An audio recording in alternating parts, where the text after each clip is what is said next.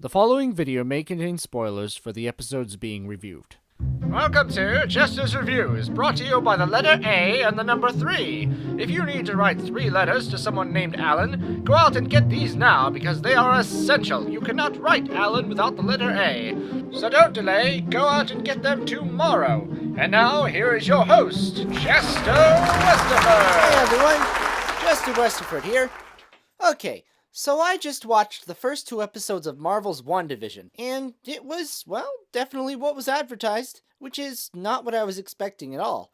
Usually they advertise one thing and you get something completely different, but that's not necessarily a bad thing either. So, what did I think? Well, it's kind of hard to say. It was, bizarre, but in a good way, in a very well done way. So, each episode is, of course, done in the style of an old sitcom. Episode 1 is a 50s sitcom with a set very much based on that from the Dick Van Dyke Show. As for the episode itself, well, it was interesting. Honestly, I didn't love it, I didn't hate it. It was mostly setup, introducing us to the type of world our characters would be living in for the rest of the series. And the world for this episode, I would say, was sort of like a cross between the Dick Van Dyke Show and Bewitched. I thought it was cool how it used common tropes like the misunderstanding causing comical chaos, typical of sitcoms for the era. However, I do wish they had gone a bit further with it. The episode was full of laugh tracks, but rarely did the laugh tracks seem to accompany anything actually funny.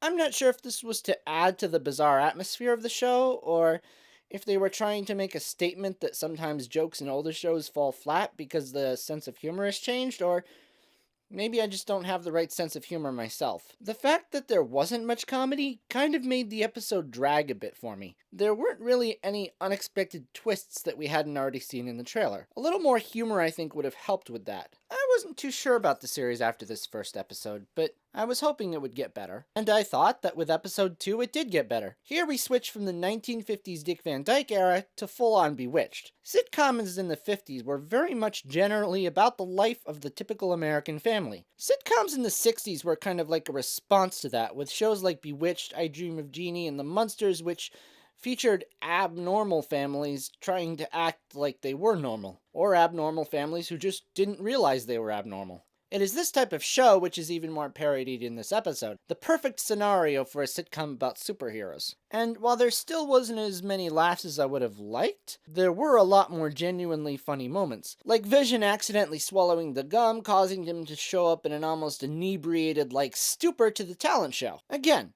the type of thing that would have happened on one of those aforementioned shows. Something would usually happen relating to what the characters usually were that almost destroyed some important event or something. But just like this episode, those episodes would usually end with the problem being resolved and often actually being the solution itself. Humorous moments like that and other clues like Wanda finding the red helicopter in a black and white world and the voice over the radio really helped to pick up the pace for me.